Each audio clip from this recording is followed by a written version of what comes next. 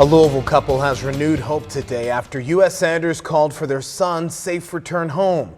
Ryan Corbett has been held captive by the Taliban since August of 2022. WDRB's Christy Batista talked with his dad, who says a trip to our nation's capital made him hopeful again. Christy? Guys, just minutes ago, Ryan's dad texted me saying someone from Senator Mitch McConnell's office called him saying the resolution was expedited and passed. His son has spent the past 20 months wrongfully detained. He says this news is big and he is now extremely hopeful. A renewed sense of hope. And it's kind of like a warning to the Taliban. This is a heads up for you.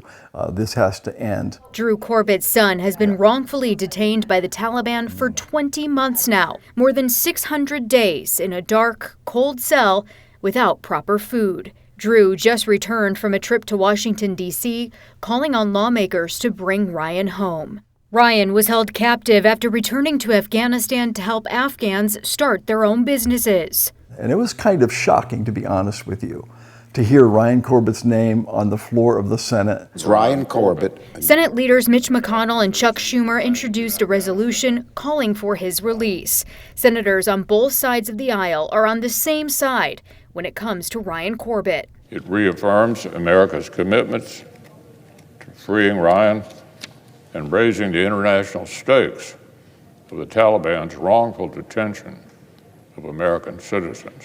As long as Ryan is held by the Taliban, I will never stop fighting to bring him back home and reunite him with Anna, his children, his family, as quickly as possible. The United States Agency for International Development says the U.S. is the single largest humanitarian donor in Afghanistan, providing nearly $2 billion in aid since the Taliban took over in August of 2021 and October of last year. The Corbetts don't know if there have been any demands made by the Taliban, only knowing there have been negotiations. Tell Afghanistan that we're coming to get Ryan and your money dries up tomorrow, every penny. It seems like a simple fix to say no more. Bring our hostages home. Not just Ryan, but anybody else who happens to be there. Staying hopeful to be reunited with Ryan again. What would it be like for you to be able to give Ryan a hug? I don't know. We pray for that. We picture that. We really do. My wife pictures it. What's it going to be like? He won't know his kids. I mean, his kids have grown up in later teen to higher teen. They're completely different than when he left.